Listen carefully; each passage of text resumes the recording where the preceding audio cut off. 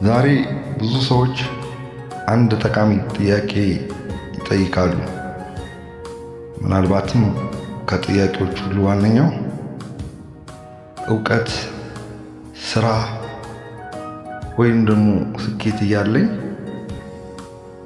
ለምንድን ነው ባዶነት የሚሰማኝ የሚል ጥያቄ። አንድ ጊዜ ቆም ብለን ዙሪያችንን እንመልከት። ዲግሪ ለማግኘት ለዓመታት እንማራለን። የተሻለ የሥራ ደረጃ ለመያዝ ጠንክረን እንሰራለን።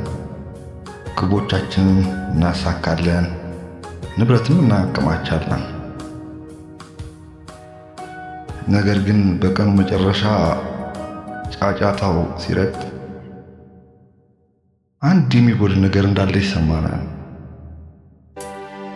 በውስጣችን ስኬት ሊሞላው የማይችል ባዶ ቦታ አለ።